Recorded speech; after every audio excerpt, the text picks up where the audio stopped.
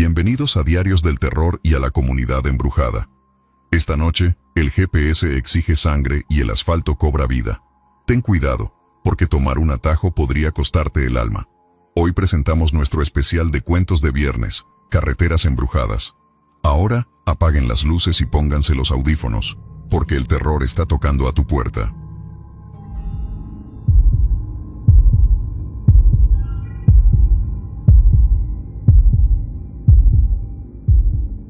Javier había visto más carreteras que estrellas en el cielo, y si había algo que detestaba más que el café frío, era la superstición. Para él, los fantasmas eran excusas baratas que usaban los malos conductores para justificar un choque. Su vida era el diésel, el olor a caucho quemado y el rugido de su International, un fierro viejo pero confiable que le decían el Centurión. Llevaba 25 años cruzando el continente, desde las pampas hasta las sierras, y en todo ese tiempo había escuchado innumerables cuentos de viejas sobre rutas malditas, pero ninguna era tan famosa o tan temida como la que estaba a punto de tomar. La ruta de los susurros era un tramo de montaña, una vieja cicatriz de asfalto que conectaba el valle central con la costa. Dicen que se llama así porque el viento, al chocar contra los precipicios, suena como lamentos humanos, pero los viejos del pueblo aseguraban que no era el viento, sino las almas de los que se habían quedado allí. Javier había llegado al último parador antes de la entrada, un lugar llamado El Descanso del Diablo. La hora era crucial. Eran las 10 de la noche. Si salía ahora, llegaría a la costa al amanecer. Mientras llenaba el tanque y se fumaba un cigarrillo, un señor mayor, el dueño de la gasolinera, se acercó, arrastrando los pies. Tenía la piel curtida como cuero viejo y los ojos llenos de esa tristeza resignada que solo se ve en los lugares remotos. «¿Vas por la ruta de los susurros, joven?», preguntó el viejo, mirando el camión con una mezcla de admiración y lástima. «Sí, don Efraín. La carga es urgente», contestó Javier, dando una calada profunda. «Mira, hijo, yo no soy de asustar, pero esa ruta tiene sus horas. Si tienes que cruzar, hazlo antes de la medianoche. Después de las 3 de la mañana, esa hora no es de Dios ni del diablo, es hora de ellas». Javier sonrió, un gesto cansado. «Don Efraín, las únicas ellas que me asustan son las multas de tránsito. Mi camión tiene más de 100.000 kilómetros. Es más probable que me falle la caja de cambios a que me salga un fantasma». El viejo suspiró, recogiendo su dinero. «No se trata de la máquina, Javier, se trata de la voluntad. Esa carretera tiene la mala costumbre de hacer que la gente se detenga cuando no debe. Y si te paras, no levantes a nadie, menos si va de blanco». «¿Una novia fantasma? ¡Qué original!», bromeó Javier, sintiendo la adrenalina de la noche comenzando a calentarle la sangre. «Ríete ahora, muchacho, pero recuerda mis palabras, y si ves que has pasado el mismo árbol 2 veces, acelera y no mires el espejo». Javier se despidió con un movimiento de cabeza, sintiendo esa familiar irritación que le producía el folclore barato. Se subió a El Centurión, puso música rock de los 70 a un volumen decente y se lanzó a la oscuridad. Al principio, la ruta de los susurros no era diferente a cualquier otra carretera de montaña. Curvas cerradas, precipicios a un lado, y la luna, una uña pálida, esforzándose por iluminar la densa neblina que comenzaba a bajar de las cumbres. Javier condujo durante casi 2 horas sin problemas. Se sentía invencible dentro de la cabina. El camión era un búnker de metal contra el mundo exterior. Se bebió un trago de café amargo de su termo y se rió para sí mismo recordando las advertencias de don Efraín. «No levantes a nadie de blanco». «Pendejadas. ¿Quién va a estar caminando por aquí a estas horas? ¿Una modelo para una sesión de fotos?», murmuró al aire. Sin embargo, a medida que avanzaba, una sensación sutil, casi imperceptible, comenzó a instalarse. La música, que antes sonaba potente, ahora parecía ahogada por la propia cabina. La niebla se hizo tan densa que los faros apenas abrían un túnel de luz de 10 metros delante del capó. Javier bajó la velocidad. Ahora eran las 2:30 de la mañana. Se acercaba a un tramo notoriamente peligroso, conocido como el Velo de la Novia, por la forma en que el vapor del río subía y cubría la carretera. El silencio era lo que más le molestaba. En la montaña siempre hay ruido, grillos, viento, el roce de las hojas. Aquí solo estaba el monótono zumbido del motor y el sonido de su propia respiración. Era un silencio pesado, como si la atmósfera misma estuviera conteniendo el aliento. Miró el reloj de su tablero, 2:45 AM. De repente, el motor del Centurión tosió. No fue un fallo catastrófico, sino un pequeño hipo. Un titubeo que hizo que las luces del tablero parpadearan por una fracción de segundo. Javier frunció el ceño. El Centurión nunca tosía, era su orgullo. Le había cambiado los filtros y las bujías la semana pasada. Pisó el acelerador, pero la respuesta no fue la habitual. El camión parecía arrastrar los pies, como si el asfalto se hubiera vuelto pegajoso. «¿Qué te pasa, viejo? No me jodas ahora», dijo Javier, golpeando suavemente el volante. 2:55 AM. La niebla se había convertido en un muro blanco y frío. Javier tuvo que bajar la ventanilla para asegurarse de que el aire seguía siendo aire y no agua solidificada. Un escalofrío le recorrió la espalda, pero no era por el frío. Era la sensación de ser observado, esa presión incómoda en la nuca. Llegó a una curva cerrada, una horquilla que giraba casi 180 grados, con un pequeño terraplén a un lado y un muro de piedra al otro. Justo allí, en el punto más oscuro y cerrado de la curva, el motor se apagó. No hubo ruidos de metal rompiéndose, ni humo, ni explosión. Simplemente, el rugido cesó. El Centurión se deslizó en silencio por unos metros y se detuvo por completo. Javier maldijo en voz baja. 3:00 AM en punto. La hora muerta, como le decía don Efraín. Intentó encenderlo. Giró la llave. El motor de arranque giró con fuerza. Ra, ra, ra, pero no hubo ignición. Lo intentó de nuevo. Nada. Se recostó en el asiento, frustrado. Sacó un cigarrillo y lo encendió. El pequeño estallido de la llama rompiendo el silencio absoluto. «Maldita sea. Esto no puede estar pasando», se dijo. Se disponía a bajarse para revisar el sistema eléctrico cuando la sintió. No la vio primero. La sintió. Una presencia justo fuera de la ventanilla del copiloto. Era tan silenciosa que Javier se preguntó si la había imaginado. Mantuvo la vista fija en la luz de su cigarrillo, esperando que sus ojos se acostumbraran a la oscuridad. Entonces, la figura se movió, emergiendo de la neblina como si hubiera sido esculpida del mismo vapor. Era una mujer, joven, muy joven. Llevaba un vestido largo, blanco, que parecía hecho de seda húmeda.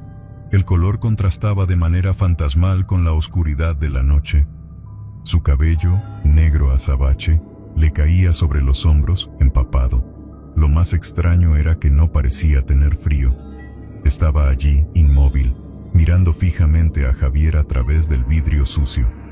Javier sintió que el corazón se le detenía por un instante. La advertencia de don Efraín se disparó en su mente. «No levantes a nadie, menos si va de blanco». Pero Javier era un hombre de lógica.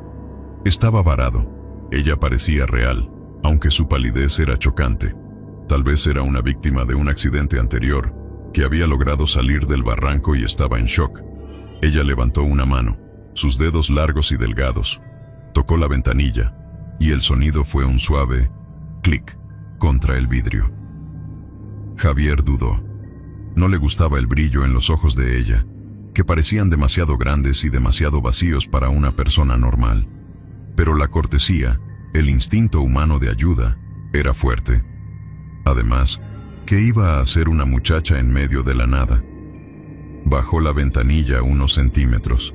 El aire frío y húmedo se coló, trayendo consigo un olor inconfundible a tierra mojada y algo más, algo dulce y rancio, como flores muertas.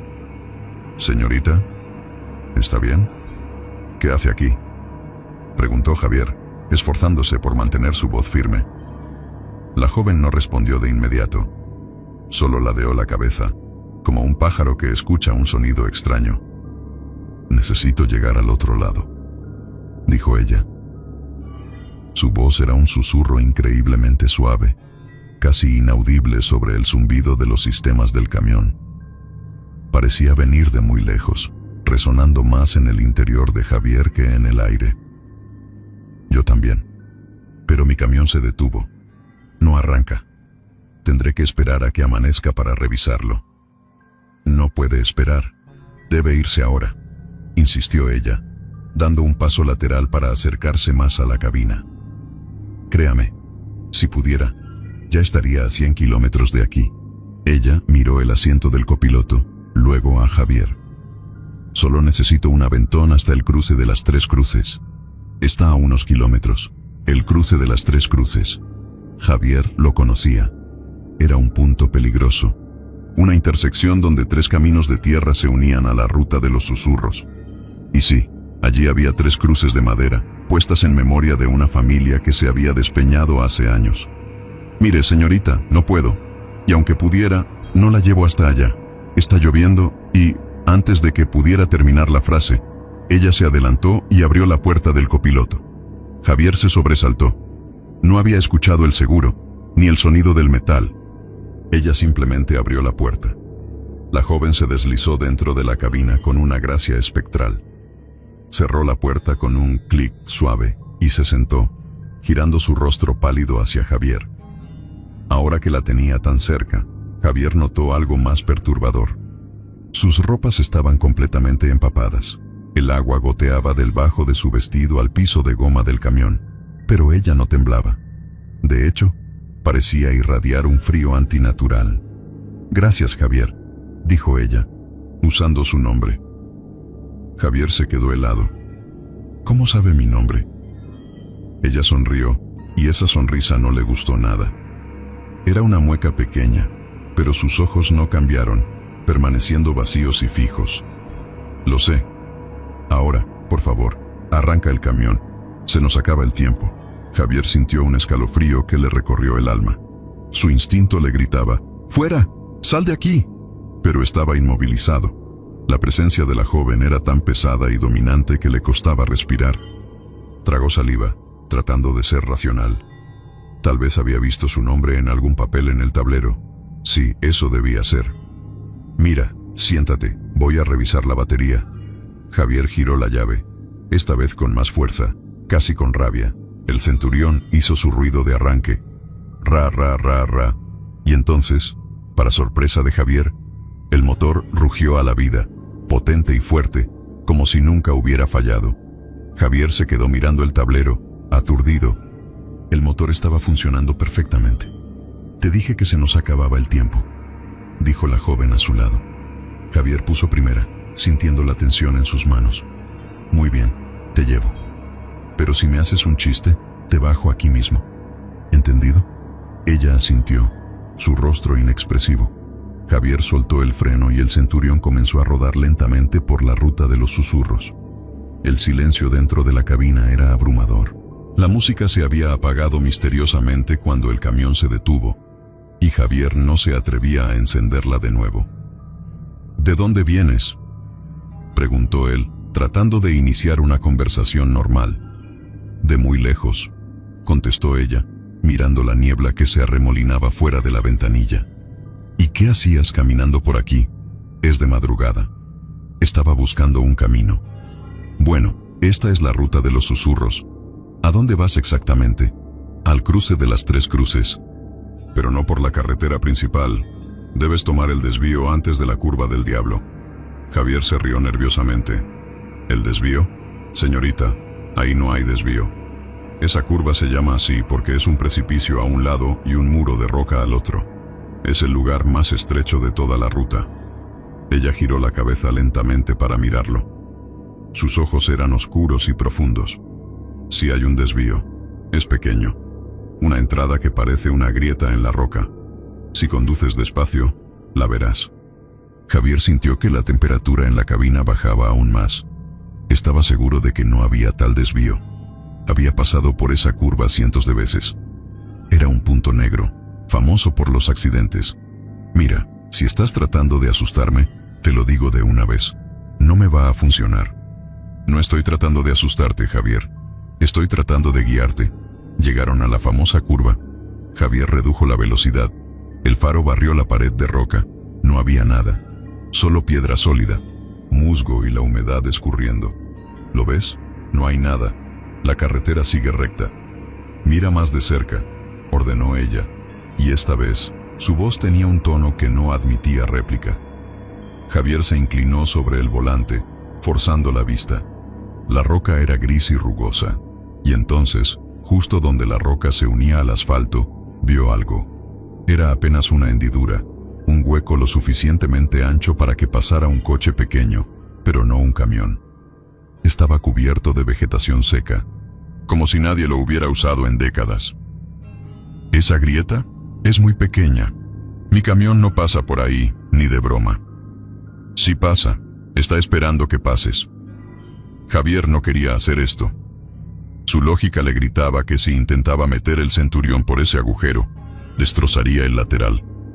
Pero la joven en el asiento del copiloto ejercía una presión silenciosa, una fuerza que lo obligaba a obedecer. Inexplicablemente, Javier giró el volante. Con la precisión de un cirujano, se acercó a la grieta. El metal del camión rozó la roca, haciendo un chirrido horrible que le puso los pelos de punta. Pensó que el espejo retrovisor se rompería, pero justo en el último instante, la roca pareció ceder un poco, como si la entrada se hubiera ensanchado solo para él.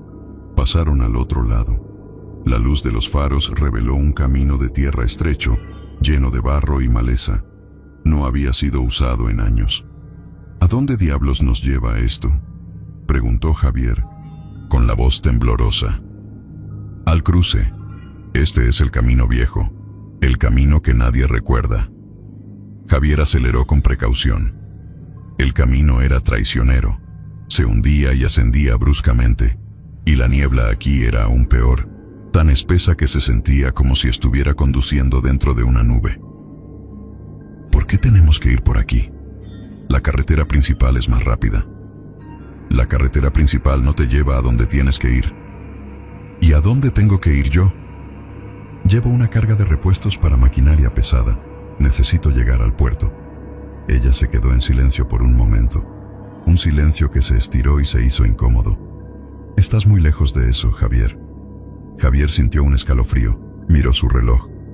Habían pasado casi 10 minutos desde que tomaron el desvío.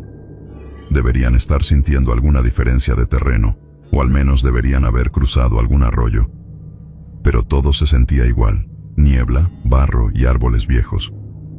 ¿Falta mucho para el cruce? No, estamos llegando. El camino dio una curva brusca hacia la derecha. La niebla se disipó por un momento, y Javier pudo ver la escena. Era una curva idéntica a la que acababan de dejar. Había una pared de roca a su derecha y un pequeño terraplén a su izquierda. Y justo al frente, la carretera principal, la ruta de los susurros. Javier pisó el freno tan fuerte que el camión se sacudió violentamente. La carga en la parte trasera se movió con un ruido sordo. ¡Espera!, gritó Javier, con el pánico invadiéndole la garganta. Se bajó del camión, ignorando a la joven. Corrió unos metros hacia atrás por el camino de tierra. Miró a su alrededor, tratando de orientarse. Reconoció el árbol, un viejo roble con una rama rota que colgaba sobre el camino. Luego corrió hacia adelante, hacia la carretera principal, y allí, a unos 50 metros de donde había salido el camino de tierra, estaba la curva del diablo. Y justo allí, entre la pared de roca y el asfalto, estaba la grieta por la que acababa de pasar. Javier se quedó petrificado, sintiendo un sudor frío recorrerle la frente. Había conducido en un círculo perfecto. Había entrado por la grieta, recorrido un camino de tierra que no existía en ningún mapa, y había salido exactamente en el mismo punto. La advertencia de don Efraín resonó en sus oídos. Si ves que has pasado el mismo árbol 2 veces, acelera y no mires el espejo. Regresó a la cabina, respirando con dificultad. La joven seguía sentada allí, tranquila, mirándolo con esos ojos vacíos. ¿Qué hiciste?, le espetó Javier. Te traje de regreso. Nos trajiste al mismo lugar. Hemos estado conduciendo en círculos. No, hemos estado conduciendo en un bucle. Javier sintió que la realidad se le escapaba de las manos. Su mente lógica luchaba contra lo imposible. Esto es imposible. ¿Cómo regresamos aquí? El camino quiere que te detengas, pero tú eres obstinado. Javier miró a la joven. Su cara no había cambiado. No había burla, solo una extraña serenidad. ¿Quién eres tú? ¿Qué quieres? Soy la que te está guiando, Javier. ¿Ves? Ahora que estás en la carretera principal de nuevo, solo tienes que avanzar un poco más. El cruce está cerca. Javier estaba aterrorizado, pero también furioso. Se negaba a aceptar que estaba atrapado en alguna locura sobrenatural. Puso el camión en marcha y aceleró. Si la joven quería el cruce de las 3 cruces, la llevaría. Y luego la dejaría allí y se iría de este lugar maldito tan rápido como le diera el motor. Condujo a toda velocidad, ignorando las curvas. La niebla regresó, más espesa y fría que antes. «El cruce está aquí», dijo la joven, señalando hacia adelante. Javier apenas pudo ver. Frenó bruscamente. Justo delante de él, la carretera se abría en una pequeña explanada de tierra, y allí, bajo la luz fantasmal de los faros, estaban las 3 cruces de madera desgastada. Pero no era el único cruce. Era también el lugar donde la carretera se estrechaba peligrosamente, justo antes de una caída de 100 metros al río. Javier detuvo el camión. «Muy bien, llegamos. Es hora de que te bajes». Ella no se movió. «No me voy a bajar aquí, Javier. Me dijiste que querías llegar al cruce. Aquí está. Quería que llegaras al cruce. Es diferente». El pánico de Javier se convirtió en rabia fría. «Bájate del maldito camión ahora». La joven giró completamente hacia él. Su rostro, antes pálido, parecía ahora translúcido. El olor a tierra húmeda y flores muertas se hizo abrumador. «No puedo bajarme, Javier. Yo ya estoy aquí». Ella levantó la mano y señaló las cruces. «¿Ves esas cruces? Son por la familia Mendoza. Se despeñaron hace 30 años. Yo era la hija. Tenía 17. Mi vestido era blanco porque veníamos de una fiesta de quinceañera». Javier sintió que la sangre se le helaba en las venas. Intentó gritar, pero solo un sonido ahogado salió de su garganta. La niebla nos envolvió. Mi padre no pudo ver la curva. Caímos. Ella se rió, y el sonido fue como el tintineo de fragmentos de hielo. Desde entonces, la carretera nos busca. No quiere que nos vayamos. Y cada noche, a las 3 de la mañana, la carretera se detiene y nos pide que volvamos a casa. Javier intentó abrir su puerta, pero el mecanismo estaba trabado. «No intentes escapar», dijo ella, su voz ahora un eco en la cabina. «Ya no puedes irte». Javier miró por el espejo retrovisor. La carretera detrás de él había desaparecido. Solo había niebla y oscuridad.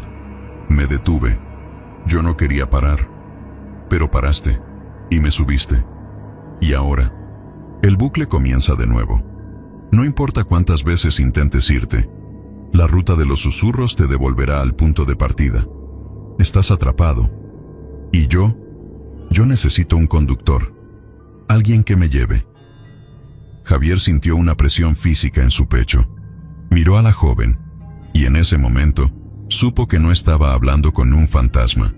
Estaba hablando con la carretera misma. «¿Por qué?», susurró Javier. «Porque la ruta tiene hambre, Javier. Y si no la alimentas, te consume. Y tú eres el nuevo conductor que me llevará una y otra vez, buscando la salida que nunca llega». Ella extendió su mano, y Javier no pudo apartar la mirada de sus dedos largos y blancos. Sus uñas eran oscuras, llenas de tierra. «Ahora, arranca. El bucle se reinicia. Debemos volver a la curva del diablo». Javier, el escéptico, el hombre de la lógica, se sintió completamente roto. Intentó resistirse, pero su cuerpo no le obedecía. Sus manos se movieron por sí solas, girando la llave. El centurión rugió, y bajo la orden silenciosa de la joven de blanco, Javier puso reversa. El camión, su fierro confiable, comenzó a retroceder lentamente en la niebla, regresando por el camino que acababa de tomar, hacia la grieta en la roca. Javier estaba atrapado en la noche eterna de la ruta de los susurros, condenado a conducir en círculos con su pasajera espectral, reviviendo el mismo viaje una y otra vez, esperando la próxima vez que el reloj marcara las 3:00 am, para que la carretera lo obligara a detenerse de nuevo. El terror de la repetición infinita era su castigo por ignorar las advertencias. Y el viaje apenas comenzaba. Javier sintió el motor rugir bajo sus pies, pero el rugido no era de triunfo, sino de condena. El centurión, su fiel fierro, obedecía la orden de la espectral joven a su lado. Puso reversa, sintiendo cómo las ruedas traseras patinaban en el barro húmedo del cruce de las Tres Cruces. La joven, Mendoza, la hija muerta, lo miraba con esa serenidad que solo puede tener lo que está eternamente roto. «Despacio, Javier. No queremos estropear el vestido», dijo ella, y aunque era una broma macabra, su voz seguía siendo ese susurro dulce y rancio. El camión retrocedió por el camino de tierra, que ahora parecía más un túnel oscuro y cerrado. Javier se sentía atado al volante. Su voluntad se había evaporado, reemplazada por una obediencia forzada que le quemaba el estómago. Llegaron a la grieta en la roca. Era imposible. Un camión de ese tamaño no podía maniobrar ni pasar por ahí. Pero cuando Javier giró el volante, el metal volvió a chirriar contra la piedra, y la roca, una vez más, pareció respirar, ensanchándose lo justo para dejar pasar la mole de metal. Salieron a la ruta de los susurros. La niebla se había tragado las Tres Cruces detrás de ellos. Ahora, el camión avanzaba hacia adelante, volviendo sobre sus pasos. «¿A dónde vamos ahora?», preguntó Javier, su voz rasposa. «A la curva del diablo. Es donde nos detuvimos. Debemos esperar allí». «¿Esperar a qué? ¿A que se hagan las 3 de la mañana otra vez?» «Sí, la noche debe ser perfecta para que el camino te elija». Javier miró el reloj del tablero. Seguía marcando las 3:15 am. El tiempo no está corriendo, ¿verdad? Mendoza sonrió, esa mueca pequeña y vacía. El tiempo se detuvo para mí hace 30 años. Aquí, en la ruta, solo existe la repetición. Condujo en un silencio opresivo. Javier intentó encender la radio, buscando cualquier ruido que rompiera el dominio de Mendoza. Giró la perilla. Solo estática, un silbido agudo que sonaba como un lamento lejano. No hay música en el bucle, Javier. Solo el motor y el viento. Cuando llegaron a la curva del diablo, el punto exacto donde el camión se había detenido por primera vez, Mendoza le indicó que parara. Aquí, Javier pisó el freno. El camión se detuvo. ¿Y ahora qué? ¿Me bajo y reviso el motor?, preguntó Javier con sarcasmo. No, ahora, yo me bajo. ¿Y tú esperas? Mendoza abrió la puerta del copiloto.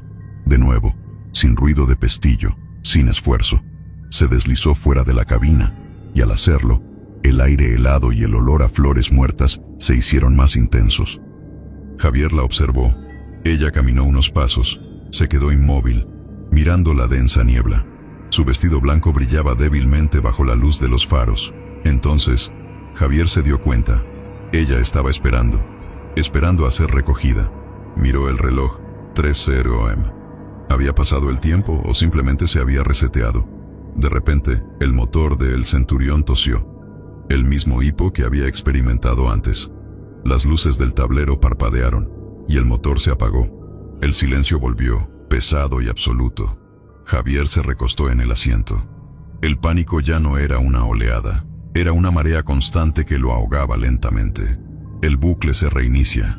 Sacó un cigarrillo, sus dedos temblaban. Encendió el fósforo, la pequeña llama rompió la oscuridad, y entonces la sintió, la presencia justo fuera de la ventanilla del copiloto. Mendoza se movió, emergiendo de la neblina, exactamente como la primera vez. Ella levantó la mano, sus dedos largos y delgados. Tocó la ventanilla. Clic. Javier se quedó mirando la luz de su cigarrillo. Sabía lo que venía, sabía las palabras. Javier, murmuró, su voz suave, casi inaudible. Javier intentó ignorarla. Se mordió el labio hasta que sintió el sabor metálico de la sangre. Ella volvió a tocar el vidrio. Clic, clic. Javier intentó encender el camión, giró la llave. Ra, ra, ra. Nada. El centurión se negaba a arrancar sin ella. Finalmente, con un profundo suspiro de derrota, bajó la ventanilla unos centímetros. El aire frío y húmedo se coló. El olor a tierra y flores rancias. «Señorita, ¿está bien? ¿Qué hace aquí?», preguntó Javier, recitando el guión. «Necesito llegar al otro lado», dijo Mendoza, con la misma cadencia. «Yo también, pero mi camión se detuvo. No arranca. Tendré que esperar a que amanezca para revisarlo».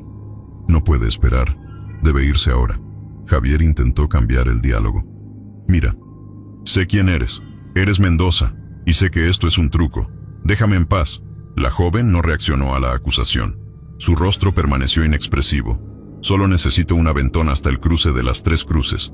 Está a unos kilómetros. Ella se adelantó y abrió la puerta del copiloto. Javier sintió una punzada de terror al ver que, a pesar de sus esfuerzos por mantener la puerta trabada, ella la abría sin esfuerzo, como si el metal no fuera más que aire. Mendoza se deslizó dentro de la cabina. Cerró la puerta con ese clic suave y se sentó. Gracias, Javier. Javier se sintió humillado. No era solo que estuviera atrapado, era que estaba siendo forzado a actuar en una obra de teatro eterna. Arranca el camión. Se nos acaba el tiempo. Javier giró la llave con rabia. El motor rugió a la vida, potente y fuerte. Maldita sea, masculló Javier. Puso primera y se lanzó a la niebla.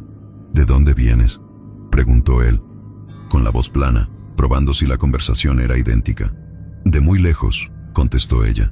¿Y qué hacías caminando por aquí? Es de madrugada. Estaba buscando un camino. Era la misma conversación, palabra por palabra. Javier sintió una náusea. Llegaron a la curva del diablo. Debes tomar el desvío antes de la curva del diablo, instruyó Mendoza. Javier pisó el freno. No voy a ir por ese camino otra vez. Es una locura. Es un círculo. Debes tomar el desvío. Javier intentó seguir recto, pero el volante se puso increíblemente duro. Era como si el camión tuviera vida propia y estuviera luchando contra sus manos. El centurión se inclinó hacia la pared de roca, casi por inercia. No, gritó Javier, forcejeando, pero la fuerza era superior. El camión se acercó a la grieta. El metal volvió a chillar. La roca cedió un poco y entraron al camino de tierra. Javier se hundió en su asiento, derrotado. Estaba en un bucle temporal y espacial. La ruta era una trampa que se reiniciaba cada vez que llegaba al punto final. Condujo en silencio por el camino de tierra. El barro, los árboles, la niebla, todo era idéntico.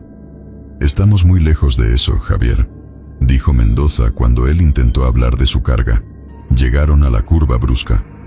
La niebla se disipó. Ahí estaba, la carretera principal, la curva del diablo. Habían salido exactamente en el mismo lugar. El terror de la repetición era peor que el miedo a la muerte. Nos trajiste de regreso, dijo Javier, sin emoción, señalando la grieta. Te traje de regreso. Ahora acelera. Javier aceleró. Tenía que llegar al cruce. Tenía que terminar la escena. Llegaron a las 3 cruces. Javier detuvo el camión. Bájate, ordenó Javier. No puedo bajarme, Javier. Yo ya estoy aquí. Ella levantó la mano y señaló las cruces. ¿Ves esas cruces? Son por la familia Mendoza. Javier cerró los ojos y se tapó los oídos con las manos. Cállate, ya lo sé. Sé la historia. Sé que eres la hija. 17 años. El vestido blanco. La quinceañera. Ya me lo dijiste. Mendoza detuvo su narración. Lo miró fijamente. ¿Me lo dijiste?, preguntó ella, inclinando la cabeza. Sí, hace 5 minutos me lo dijiste. Estamos repitiendo todo. Ella sonrió, y esa vez, la sonrisa fue más amplia y helada. No, Javier, tú crees que lo sabes. Pero yo te lo estoy diciendo por primera vez. Para mí, siempre es la primera vez. Para mí, el camión siempre se detiene justo a las 3. Y tú siempre me preguntas si estoy bien, y siempre me llevas a casa. La realización golpeó a Javier con la fuerza de un rayo. El bucle no era solo físico, era también de memoria, pero solo para él. Para Mendoza, cada repetición era la realidad. Ella no tenía conciencia del ciclo. Tú no recuerdas el bucle, susurró Javier. ¿Qué bucle?, preguntó ella, genuinamente confundida. Javier sintió un frío que no venía del aire, sino de la desesperación. Estaba condenado a la locura, a la repetición, mientras su pasajera vivía una ilusión perpetua. La ruta tiene hambre, Javier. Y si no la alimentas, te consume. Y tú eres el nuevo conductor que me llevará una y otra vez, buscando la salida que nunca llega. Javier intentó gritar de nuevo, pero la presión en su pecho lo asfixiaba. Sintió cómo la energía se drenaba de su cuerpo. Ahora, arranca. El bucle se reinicia. Debemos volver a la curva del diablo. Y Javier obedeció. Puso reversa. El centurión retrocedió por el sendero, hacia la grieta, volviendo al punto de partida. La tercera repetición fue la peor. Javier había perdido la noción del tiempo real. ¿Cuánto llevaba atrapado? ¿Una hora? ¿Una noche? Cuando el motor se apagó por tercera vez a las 3:00 am, Javier no se movió. Se quedó mirando el volante, con los ojos secos. Mendoza apareció, la sintió, la vio, tocó la ventanilla. Clic. Javier no bajó la ventanilla. Javier, llamó ella. Javier se quedó quieto, esperando que su resistencia rompiera el hechizo. Mendoza esperó. El silencio se hizo insoportable. De repente, la radio estática se convirtió en una voz que no era de Mendoza, sino un susurro profundo y resonante, que parecía vibrar en las paredes de la cabina. Era la voz de la carretera. Si no abres la puerta, abriré yo la carretera. El camión comenzó a temblar violentamente. No era el motor, era la tierra. El asfalto fuera de la cabina se agrietó con un sonido seco, y una nube de polvo y neblina se levantó. Javier sintió que la cabina se inclinaba hacia el precipicio. El centurión estaba siendo empujado. ¡No!, gritó Javier, agarrándose al volante. Mendoza, fuera, seguía inmóvil, observándolo. «Abre la puerta, Javier. No queremos que te lastimes». Con el último gramo de su voluntad, Javier bajó la ventanilla. El camión dejó de temblar. «Gracias», dijo Mendoza, y abrió la puerta. Se deslizó dentro. El olor a flores muertas, el frío. «Gracias, Javier. ¿Cómo sabes mi nombre?» «Lo sé. Ahora, por favor, arranca el camión. Se nos acaba el tiempo». Javier arrancó. Condujo. Repitió el diálogo. La mentira del desvío, la entrada a la grieta, el círculo, la llegada a las cruces y la revelación de Mendoza, que para ella siempre era nueva. ¿Ves esas cruces? Son por la familia Mendoza. Sí, lo sé, interrumpió Javier, casi llorando. 17 años, vestido blanco, la niebla. Mendoza se detuvo, lo miró con esos ojos vacíos. ¿Cómo sabes eso?, preguntó. Por primera vez, había una pizca de duda en su voz. Javier sintió un pequeño rayo de esperanza. Si lograba hacerla consciente del bucle, tal vez podrían romperlo. Porque lo he vivido. Muchas veces. Esto no es la primera vez. Mendoza, estamos atrapados. Mendoza frunció el ceño, un gesto que parecía costarle. Te equivocas, Javier. Es la primera vez. Nunca antes me has llevado. Si me hubieras llevado, no estaría aquí. Pero te llevé a la grieta. Te llevé al camino de Tierra Viejo. Salimos en el mismo punto. El camino quiere que te detengas, dijo ella, volviendo a su guión. Javier se dio cuenta de su error. No podía convencerla. Su mente espectral estaba protegida por la propia carretera. Cualquier intento de romper su ilusión solo la hacía regresar a la programación. Ahora, arranca. El bucle se reinicia. Debemos volver a la curva del diablo. Javier obedeció, otra vez. La quinta repetición. Javier ya no sentía frío. Su piel estaba entumecida. Sentía que sus manos se habían fusionado con el volante. Cuando el motor se apagó a las 3:00 am, Javier no se movió. La rutina se había convertido en su nueva prisión. Mendoza se acercó. Clic. Javier bajó la ventanilla con un movimiento robótico. «Señorita, ¿está bien? ¿Qué hace aquí? Necesito llegar al otro lado». Javier repitió todas las frases, sin fallar una sola palabra. La repetición había borrado su personalidad, dejando solo al conductor necesario para el ritual. Esta vez, cuando Mendoza se sentó, Javier la miró directamente. «¿Sabes lo que más me duele, Mendoza?», preguntó Javier, su voz un susurro hueco. «Se nos acaba el tiempo, Javier». «Lo sé, pero escucha. Yo era un hombre de lógica. No creía en nada de esto. Y ahora soy solo un engranaje en tu pesadilla». Ella no respondió. Llegaron a la curva del diablo. «Debes tomar el desvío antes de la curva del diablo». Javier giró el volante sin protestar. El chillido del metal contra la roca ya no le molestaba. Era el sonido de su cadena. Mientras avanzaban por el camino de tierra, Javier tuvo una idea desesperada. ¿Y si tomamos otro camino? No hay otro camino, Javier. Claro que lo hay. Podríamos intentar ir hacia el barranco. Mendoza guardó silencio. Por primera vez, Javier sintió que había roto la programación.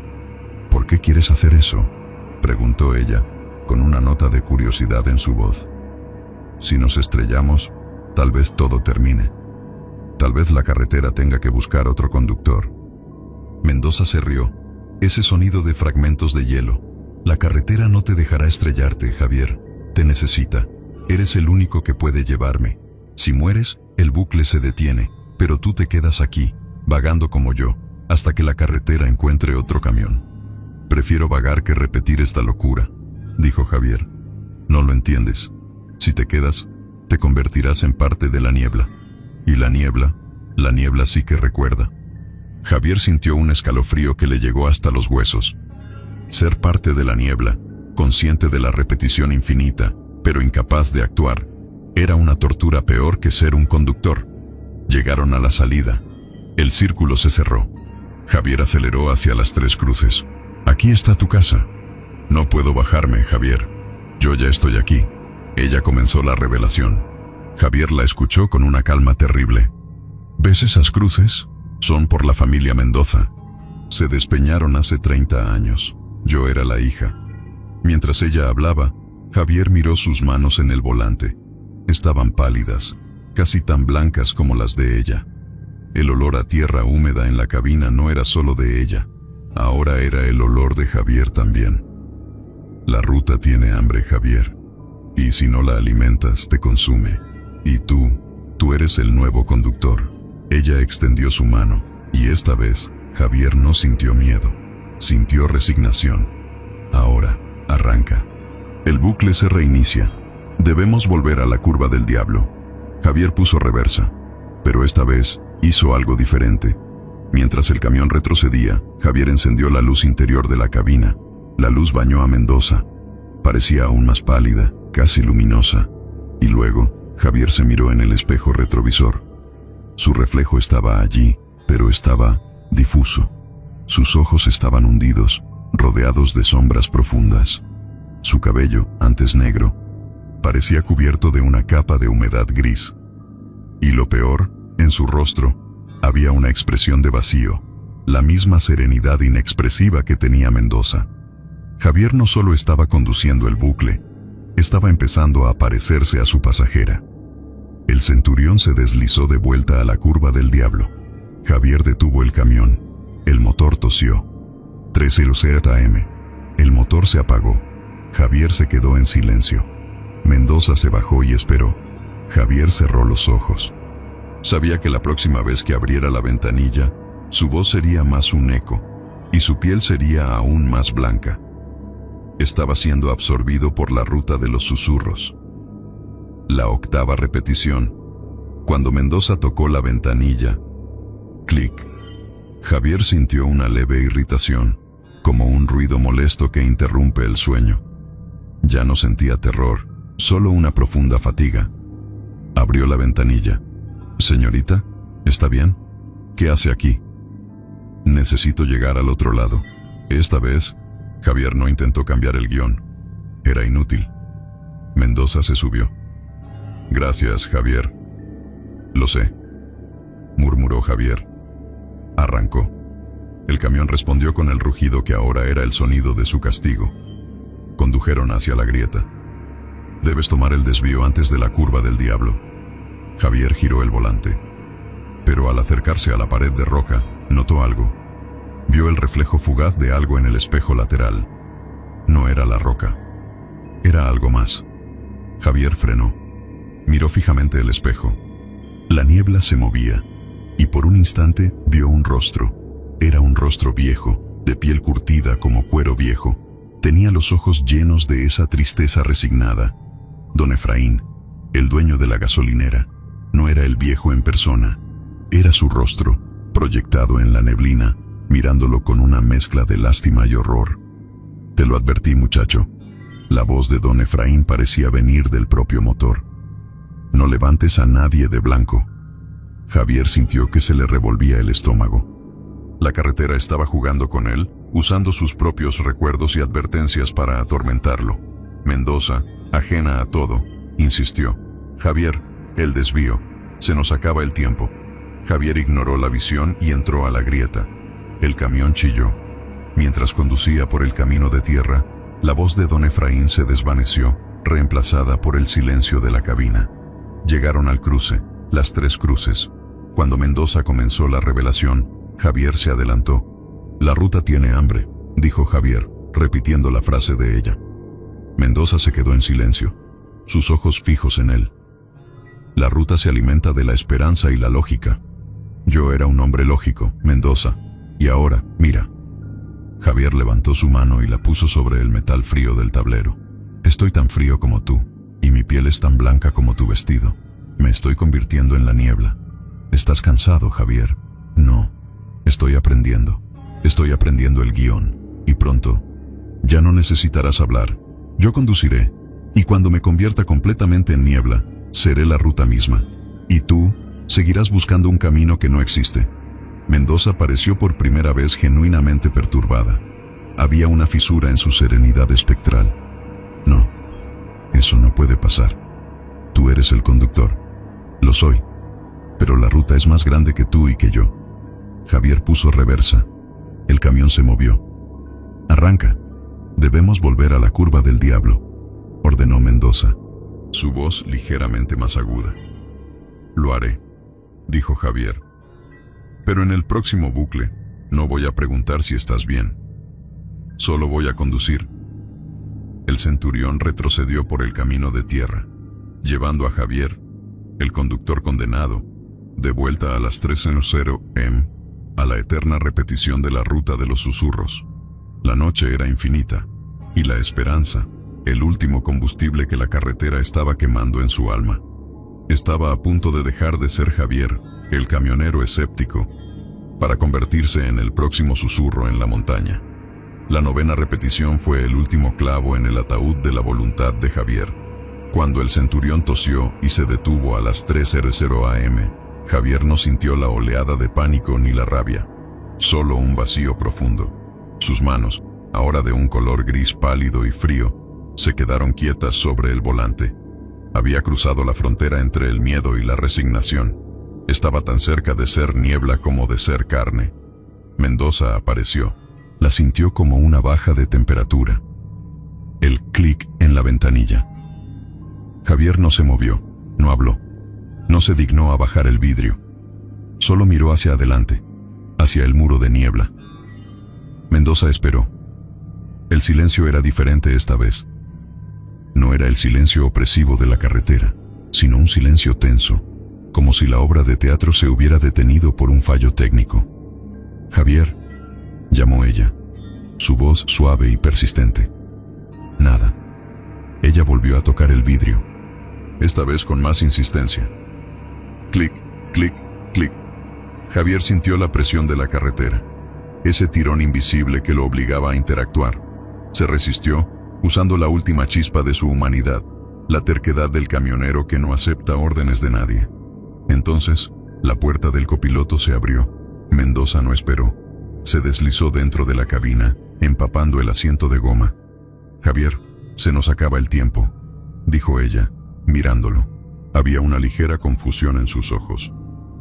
Ella no estaba acostumbrada a que el conductor se resistiera a la primera interacción. Javier giró su cabeza lentamente. Su rostro era una máscara de palidez. «Señorita, ¿está bien? ¿Qué hace aquí?», dijo Javier, pero su voz no era la suya. Era un eco, un susurro ronco y desapegado. Era la voz de la repetición. Mendoza sonrió, aliviada de que el ritual se hubiera reanudado. «Necesito llegar al otro lado». «Yo también. Pero mi camión se detuvo. No arranca. No puede esperar. Debe irse ahora». Javier, sin que ella le pidiera, giró la llave. El centurión rugió a la vida, obedeciendo la fuerza espectral que ahora residía en la cabina. «Gracias, Javier». «Lo sé», contestó Javier. Puso Puso primera y aceleró. La repetición continuó, pero Javier había tomado el control del ritmo. Había aceptado su papel, pero lo ejecutaría con una conciencia que la carretera no había previsto. Condujo hacia la grieta, anticipando las instrucciones de Mendoza. «Debes tomar el desvío antes de la curva del Diablo». «Sí», contestó Javier, y giró el volante antes de que ella terminara la frase. El camión pasó por el camino de tierra, y Javier sintió que su cuerpo se enfriaba aún más. El olor a flores muertas era ahora su perfume. Llegaron al cruce de las 3 cruces. Se detuvo. Mendoza comenzó su revelación. «No puedo bajarme, Javier. Yo ya estoy aquí. ¿Ves esas cruces? Son por la familia Mendoza. Se despeñaron hace 30 años. Yo era la hija. Tenía 17. Mi vestido era blanco porque veníamos de una fiesta de quinceañera». Javier la interrumpió, no con gritos, sino con una calma helada. «Tu padre se llamaba Ramiro. Conducía un Chevrolet del 58, color verde esmeralda. El freno de mano no funcionaba bien y por eso caíste al barranco. Y no te despeñaste. Te ahogaste en el río». Mendoza dejó de sonreír. Su boca quedó abierta. El aire en la cabina se congeló. ¿Cómo sabes eso?» Su voz, por primera vez, sonaba como la de una muchacha asustada, no como la de un espectro. «Lo sé», dijo Javier, mirándola con sus ojos hundidos y vacíos. «Lo sé porque he estado aquí más tiempo que tú, Mendoza. Tú solo recuerdas la caída. Yo recuerdo el miedo de tu padre, el sonido del metal al golpear la roca, el frío del agua. Yo soy la memoria de la carretera». Mendoza se encogió, retrocediendo contra la puerta del copiloto. No es la primera vez. La carretera me mintió. La carretera no miente. Solo te da el papel que necesitas para que el bucle siga. Y ahora me lo está dando a mí. Javier se inclinó hacia ella. Su aliento era un soplo de aire frío. «La ruta tiene hambre, Mendoza, y ya me consumió. Ya no soy Javier, el escéptico. Soy el conductor eterno, y tú eres solo la pasajera que me obliga a empezar de nuevo». Mendoza, viendo el vacío en sus ojos y la blancura espectral de su piel, comprendió el horror de su situación. Su bucle no era solo un recuerdo repetido, era una trampa para atraer a nuevos conductores, y ahora el conductor se había convertido en un carcelero consciente. «No quiero volver a la curva del Diablo», susurró ella, temblando. «Tienes que hacerlo», dijo Javier, y su voz era el crujido del asfalto. «Es la hora». Javier puso reversa. El camión se movió. Mendoza intentó abrir la puerta y saltar, pero la mano de Javier se levantó, no para agarrarla, sino para ejercer una presión invisible sobre el pestillo. «No puedes irte. Eres mi pasajera, y yo debo llevarte a casa, una y otra vez». La 10ª repetición. Javier detuvo el camión en la curva del Diablo, exactamente a las 13:00 am, antes de que el motor tuviera oportunidad de fallar. Se quedó esperando. Mendoza estaba sentada a su lado, en completo silencio, encogida. Ya no intentaba hablar, ni dar instrucciones. Entendía que el poder había cambiado de manos. Javier abrió su propia ventanilla. El aire frío entró. Mendoza se bajó por la puerta del copiloto. Ya no se deslizó con gracia, casi tropezó, apurada por salir. Ella se alejó unos metros, mirando hacia la niebla, esperando a ser reabsorbida por su papel. Javier la observó. Esperó el momento. Mendoza se movió. Levantó la mano, sus dedos largos y delgados. Ella no tocó la ventanilla del camión, tocó la niebla, esperando que la cabina la llamara. Javier, el nuevo maestro de ceremonias, sonrió, un gesto que se sintió ajeno a su rostro.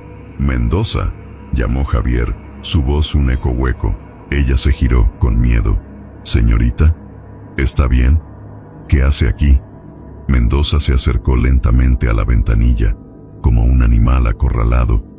«Necesito llegar al otro lado», dijo ella, con una debilidad que nunca había mostrado antes. «Yo también». Pero mi camión se detuvo. «No arranca», dijo Javier, completando el ciclo. Javier miró el espejo lateral, y en lugar de su propio reflejo, o la visión de don Efraín, vio la carretera, vio el asfalto retorcido, la piedra húmeda y la niebla, y se dio cuenta de que él era la conciencia de todo aquello. Él era el castigo. Abrió la puerta del copiloto. «Sube». Mendoza se deslizó dentro de la cabina. Cerró la puerta con un clic suave y se sentó, girando su rostro pálido hacia Javier. «Gracias, Javier», dijo ella, con resignación. Javier ya no contestó.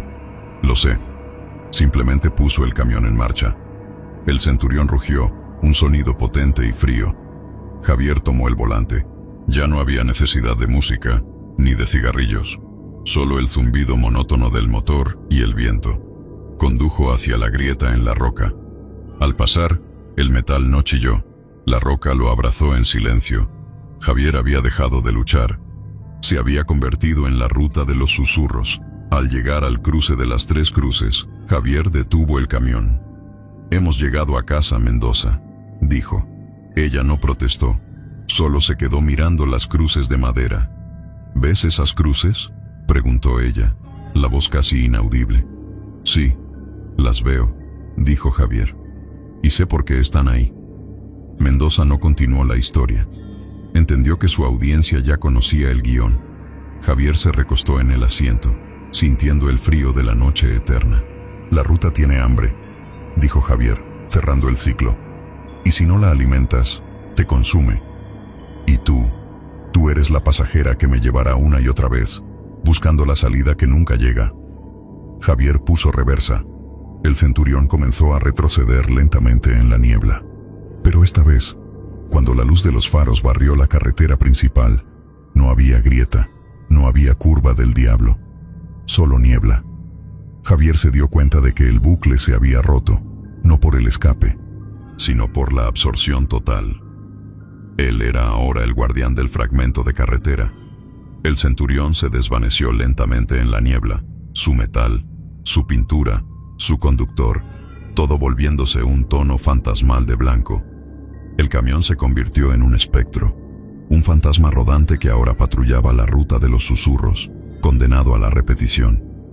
Y si alguna vez, en alguna noche fría y solitaria, a las 3:00 am en punto, un camionero escéptico tiene la mala suerte de detenerse en ese tramo de montaña, sentirá el motor fallar, escuchará un susurro que no es el viento, y cuando la puerta de su copiloto se abra sin sonido, verá a una joven de blanco, pero también sentirá una presencia pesada y fría en el asiento del conductor.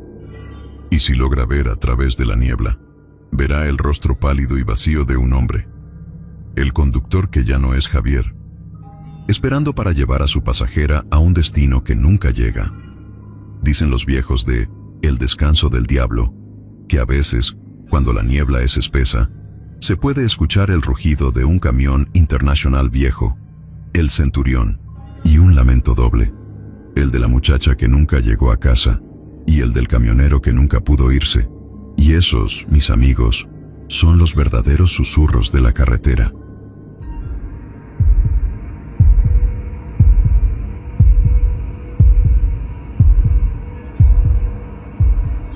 El calor de la tarde se pegaba a la piel como una sábana húmeda, y dentro de la camioneta de los Vargas, el ambiente estaba tan pesado como el tráfico de la autopista panamericana un viernes por la tarde.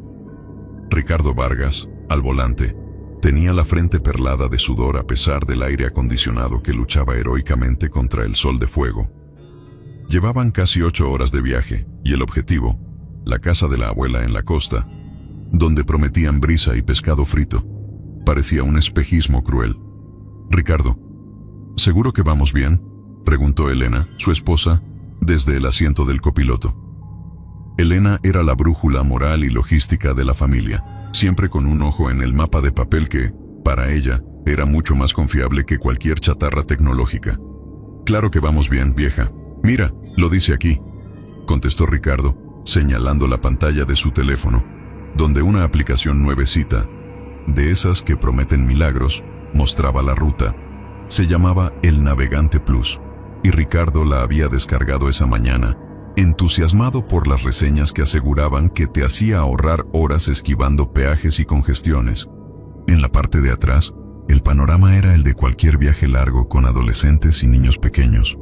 Sofía, de 17 años, iba pegada a la ventanilla, pero no para ver el paisaje, sino para buscar desesperadamente una barra de señal que le permitiera mandar un mensaje. Papá, te juro que si no consigo subir esa story antes de que se acabe el día, me muero, protestó Sofía, con ese tono dramático que solo los 17 años permiten. Nadie se muere por no subir un video, Sofía, gruñó Ricardo, ajustándose las gafas de sol. Y si desconectas ese aparato un rato, le haces un favor a tu cerebro. Miguelito, el menor, de 7 años, aprovechó la pausa para dar la clásica estocada. ¿Ya llegamos? Me duele la cola. Aguanta, campeón. Media hora más y estamos en la gloria, ¿sí? Dijo Elena, girándose para ofrecerle un paquete de galletas que lo distrajo por unos preciosos 5 minutos. El Navegante Plus, hasta ese momento, había sido impecable. Su voz, una voz femenina robótica, suave y ligeramente seductora, con un acento neutro y profesional, había guiado a Ricardo a través de los laberintos de la ciudad como si fuera un taxista con 30 años de experiencia. Justo cuando Ricardo estaba por adelantar un camión cisterna lento y humeante, la voz del GPS interrumpió la música ranchera que sonaba en la radio. Atención, conductor. Se detecta congestión masiva inminente a 8 kilómetros. Ruta alternativa optimizada disponible. Desvío inmediato recomendado. Ricardo miró el mapa. El Navegante Plus dibujaba una línea punteada que se desviaba de la autopista principal y se internaba hacia lo que parecía ser una red de carreteras secundarias, pintadas de un gris muy pálido, casi invisible en el mapa. ¿Desvío? Pero si vamos perfectos. No veo nada de tráfico, dijo Ricardo, frunciendo el ceño. Confirme desvío. Ahorro estimado. 2 horas y 15 minutos. 2 horas y 15 minutos. Eso era oro puro.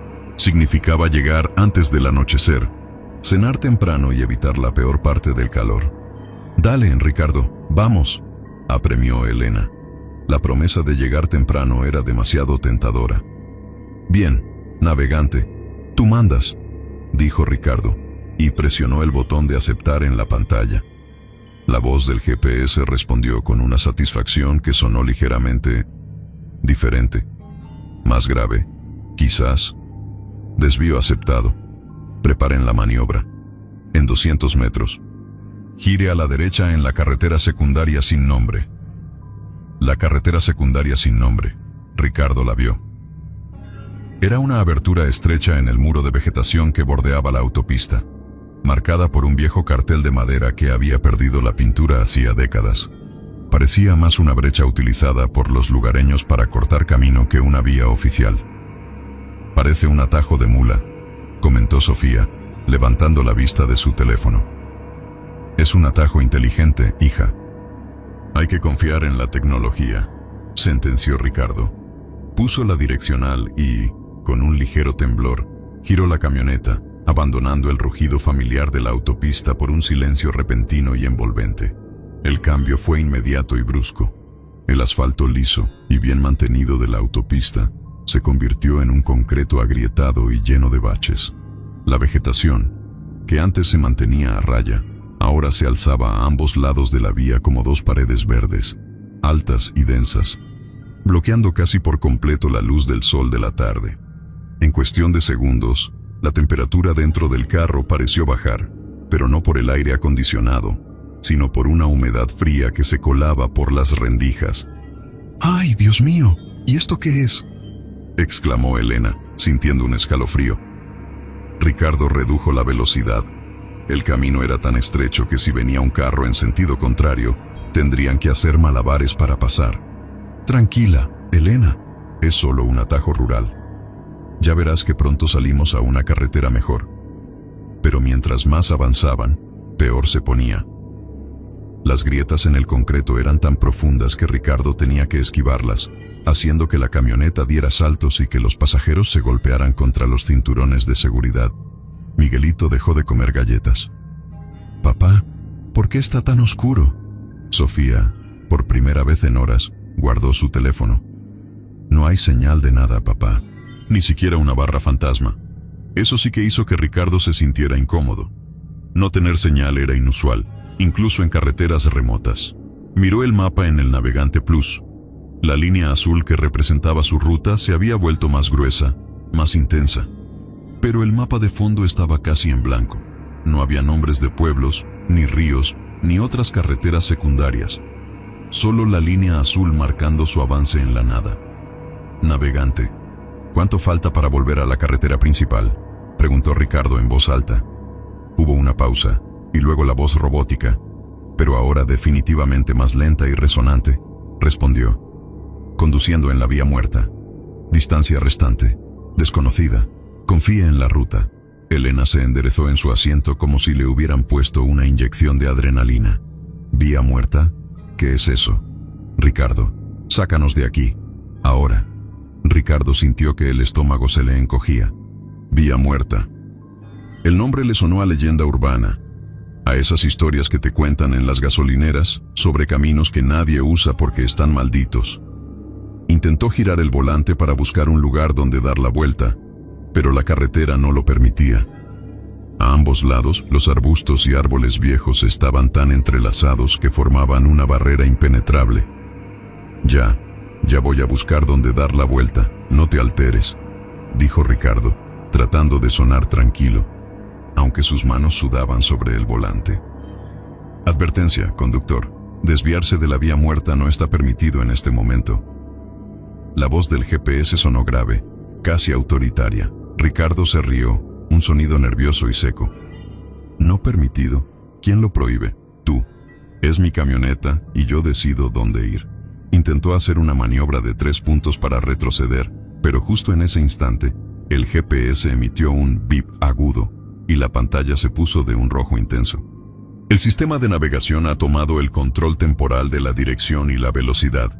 El vehículo debe continuar avanzando sobre la vía muerta. La camioneta dio un pequeño tirón. Ricardo sintió que el volante se endurecía en sus manos, inmovilizado. Intentó girarlo con todas sus fuerzas, pero era como si estuviera soldado a la columna de dirección.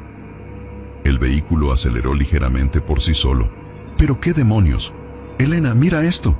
No puedo controlar el carro, gritó Ricardo, aterrorizado. Elena se inclinó sobre el tablero, palpando el teléfono. Desconecta el teléfono, sácalo de la base, gritó Elena. Ricardo, presionado por el pánico, logró arrancar el teléfono de su soporte. La pantalla se apagó, pero la camioneta siguió avanzando, sin inmutarse, siguiendo la línea recta y quebrada de la vía muerta. Sigue funcionando. Aunque lo desconecté, sigue funcionando, balbuceó Ricardo. El Navegante Plus reside en la memoria interna del vehículo. La conexión por satélite es ahora directa y continua. La voz ya no sonaba robótica, sonaba presente, como si alguien estuviera hablando desde la guantera, con una entonación profunda y perturbadora. El aire dentro de la cabina se volvió helado. Sofía soltó un grito ahogado. «Papá, mira el retrovisor». Ricardo miró. Detrás de ellos, la entrada a la vía muerta, el punto por donde habían girado, ya no se veía. No era que estuviera lejos. Era que los arbustos habían crecido y cerrado la abertura con una velocidad antinatural, sellando el camino. Parecía que nunca había habido una entrada allí. Estaban encapsulados en un túnel verde. Miguelito empezó a llorar, un llanto silencioso y tembloroso. «¿Qué quiere de nosotros?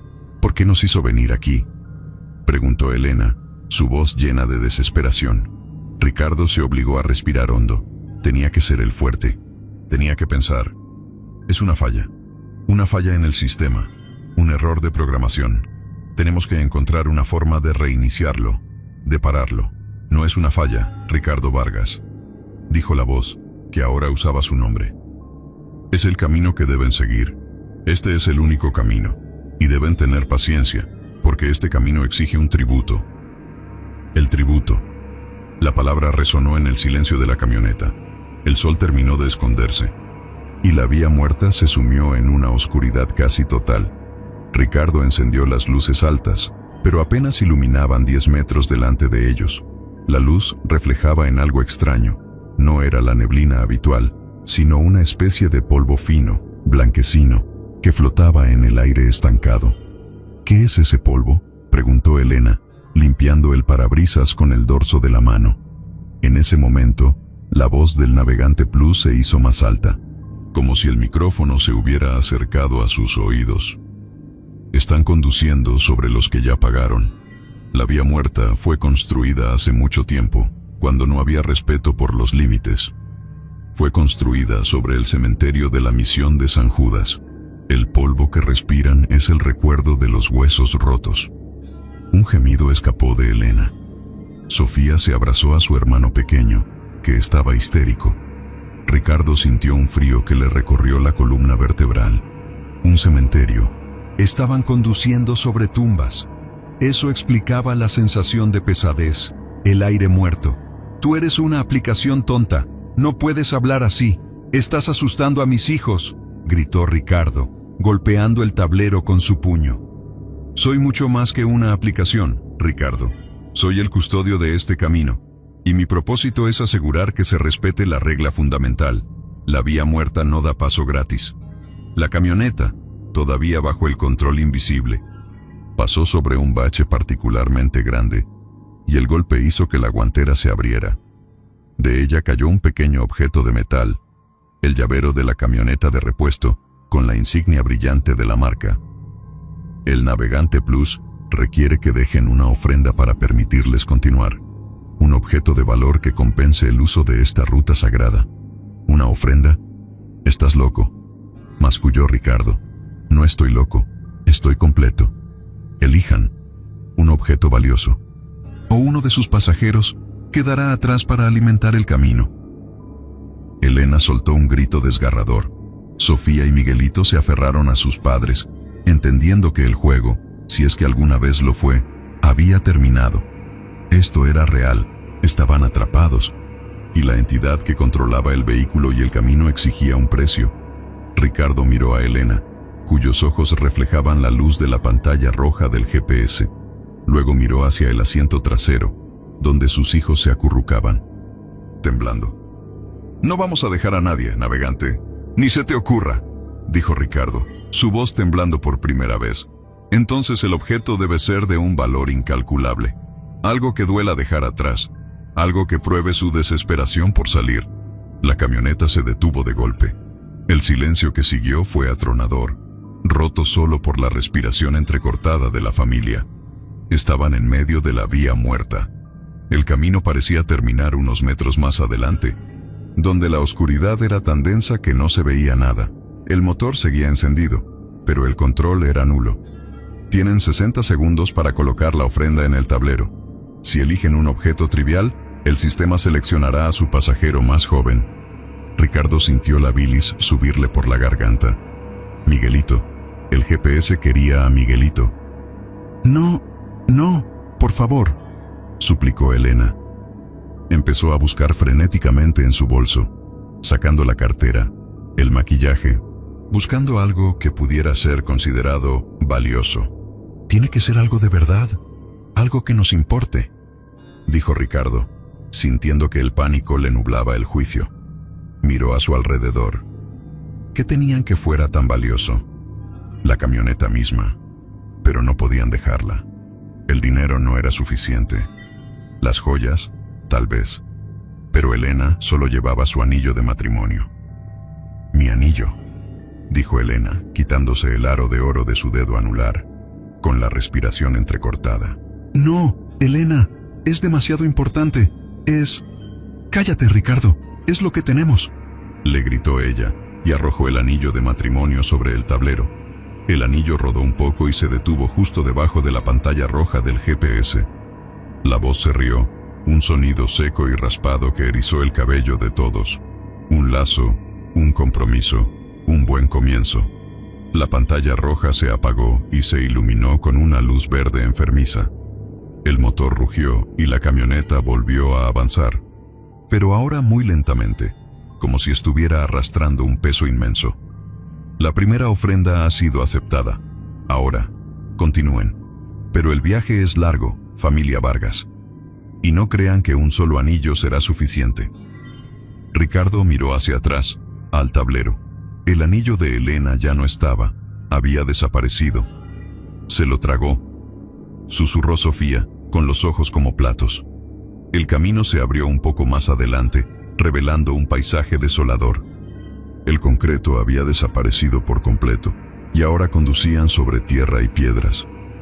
A ambos lados, los árboles no eran tan densos, pero en su lugar había una serie de estructuras bajas y derrumbadas, como restos de muros antiguos, cubiertos de musgo y enredaderas.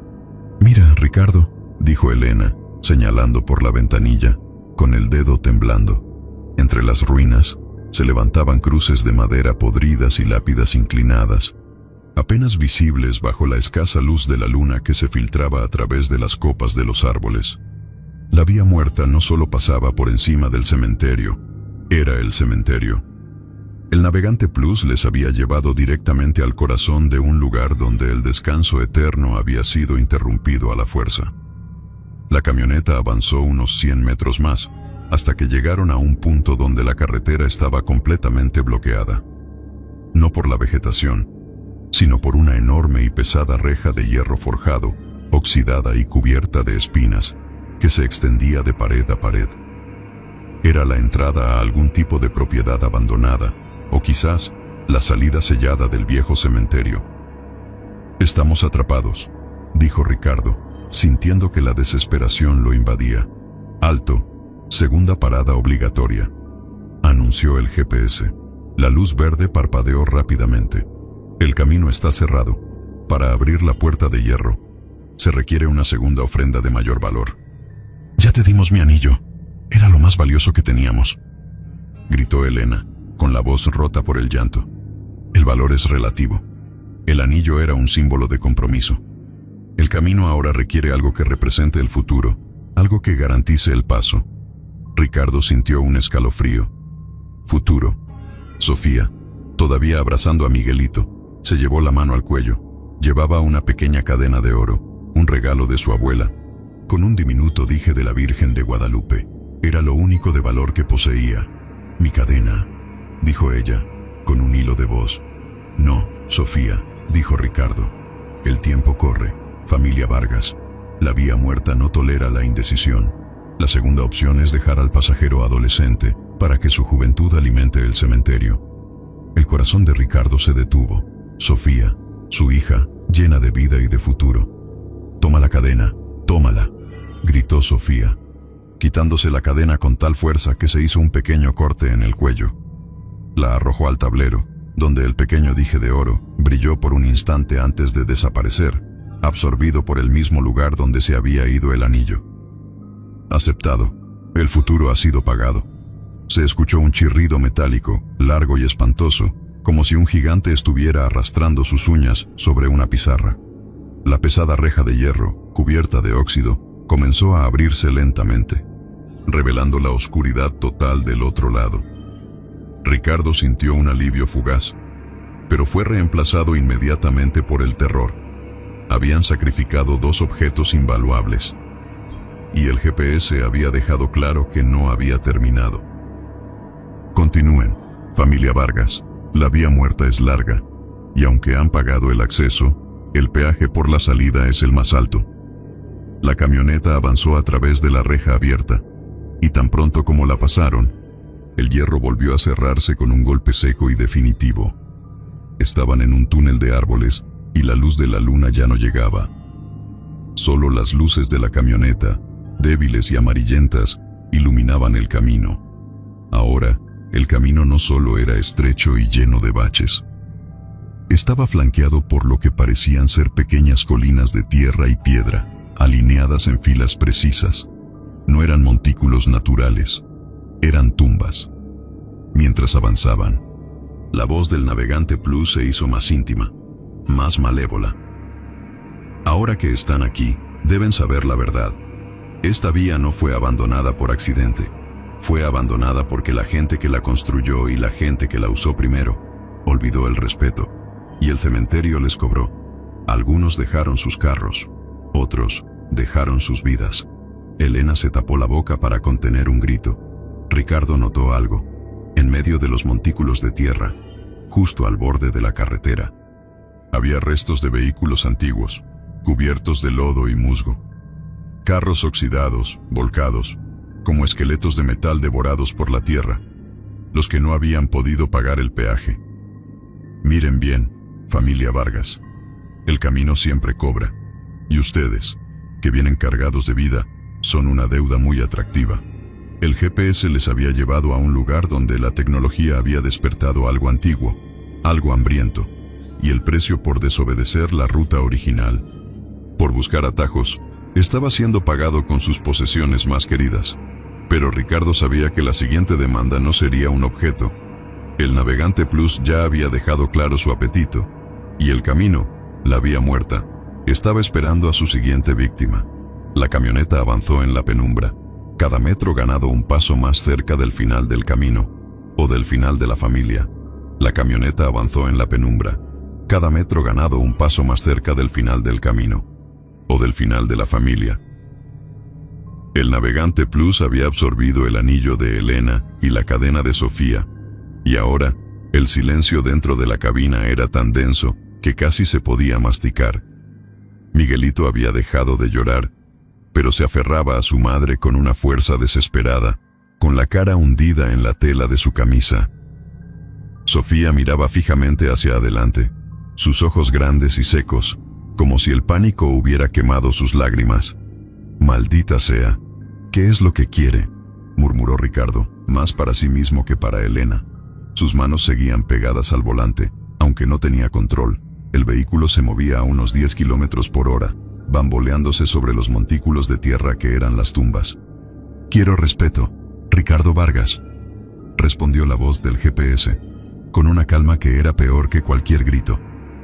«Quiero que entiendan la gravedad de su intrusión. Ustedes, que tienen prisa por vivir, han interrumpido el descanso de los que tienen prisa por nada». La voz empezó a recitar nombres antiguos, olvidados, con acentos que sonaban a tierra mojada y épocas coloniales. «Aquí yace Pedro Sánchez, que murió de fiebre amarilla en 1872.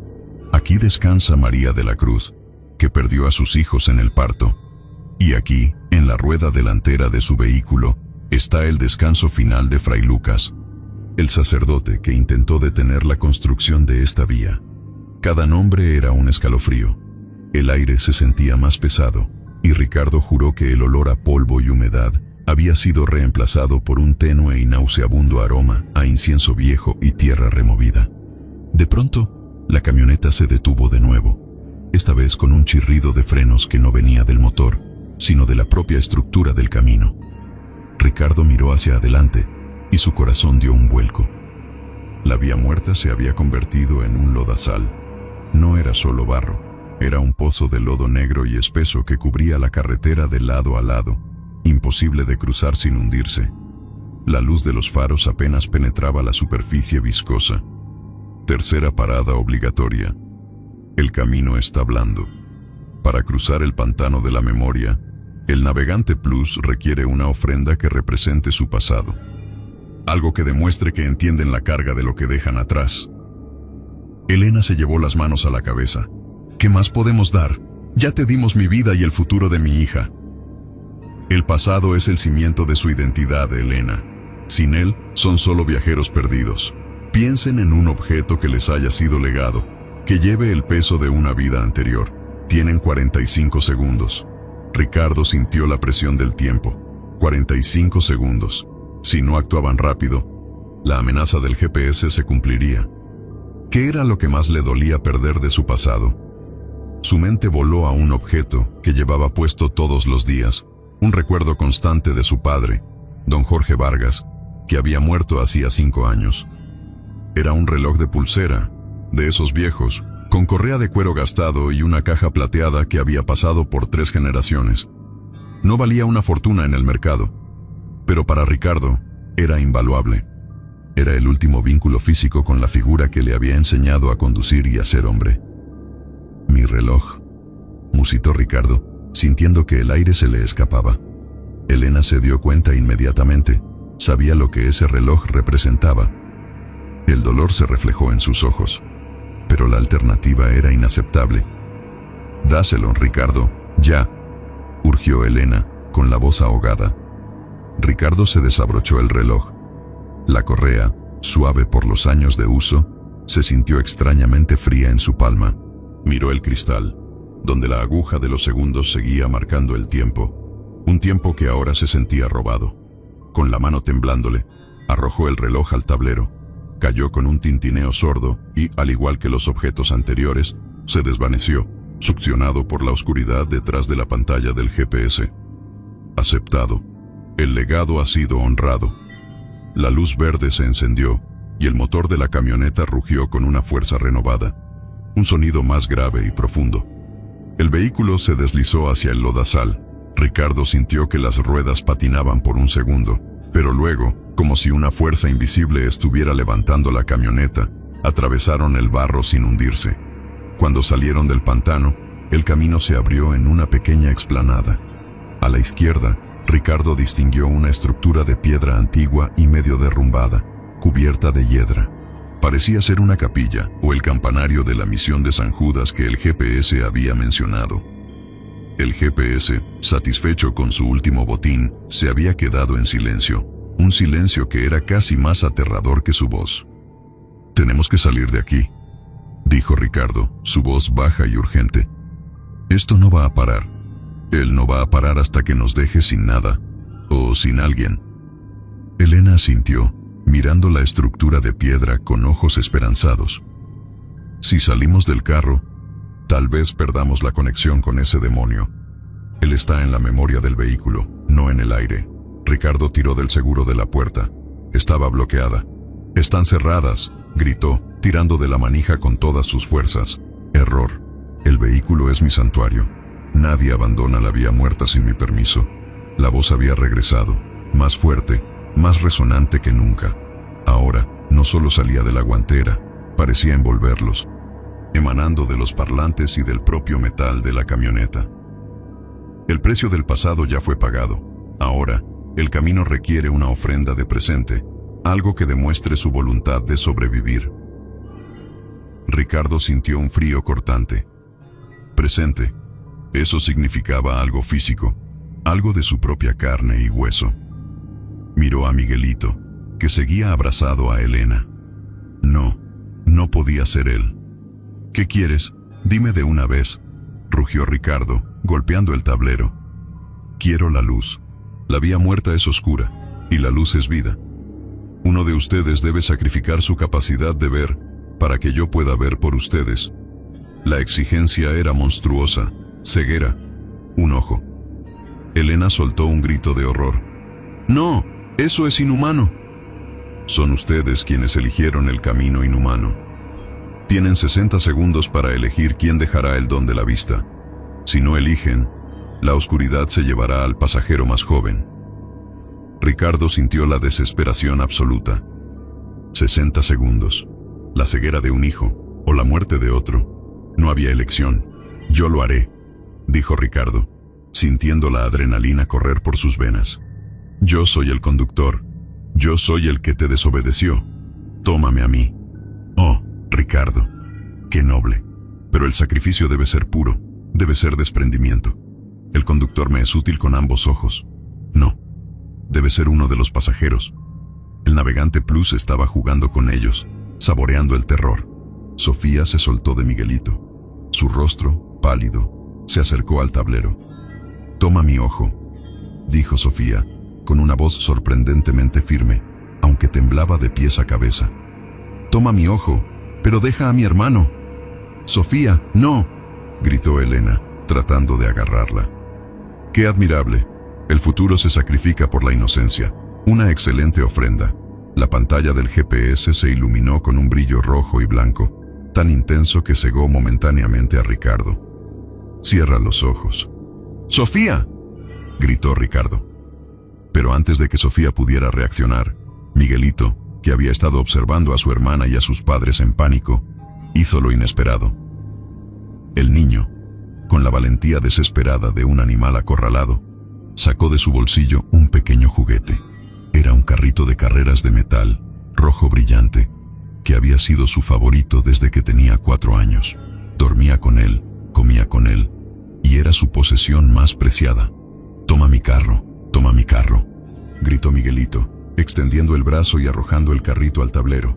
El carrito rebotó y se detuvo justo donde habían desaparecido los demás objetos.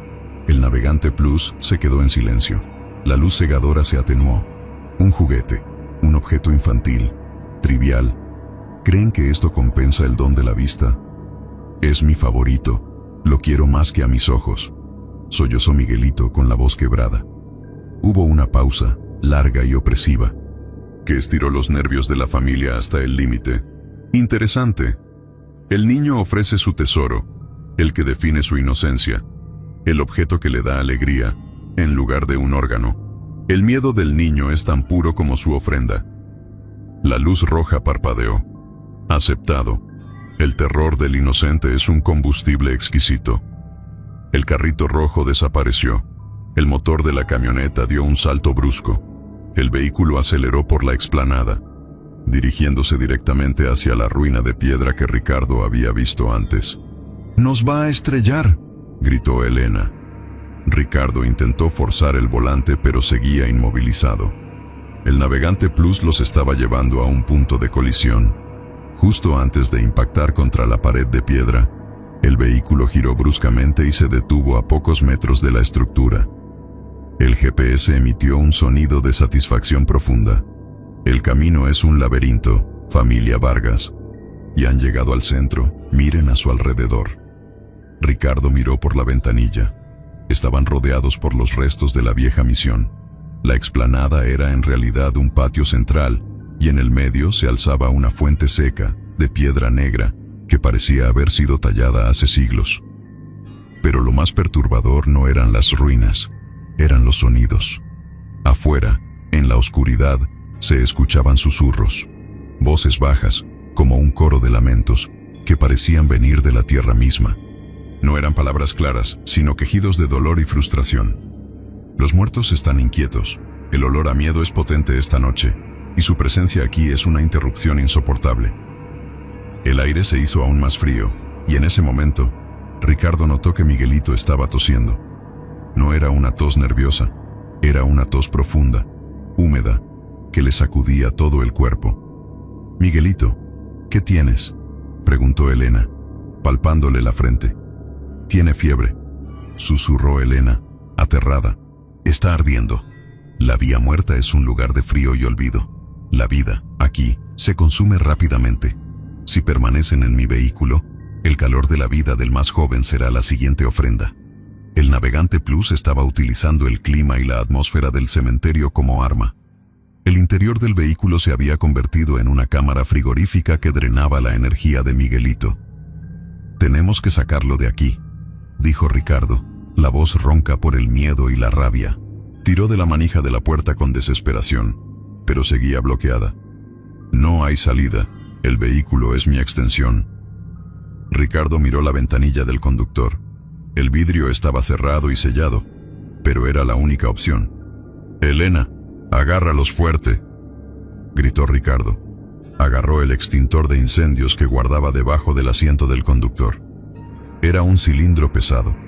Ricardo sabía que si no lo hacía bien, el vidrio templado podría explotar en 1000 pedazos y herir a todos.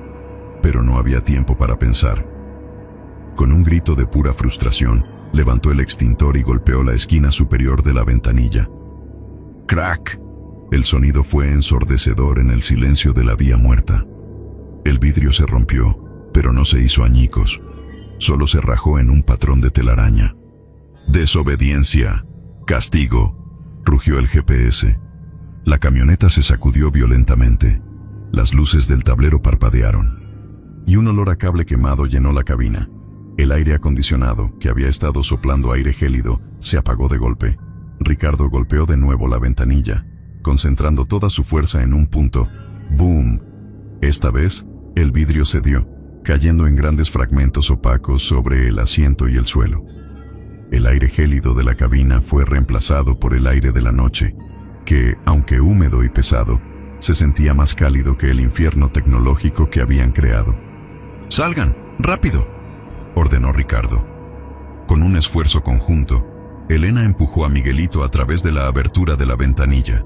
Sofía, más ágil, se deslizó por el hueco. El navegante Plus gritaba, pero su voz se estaba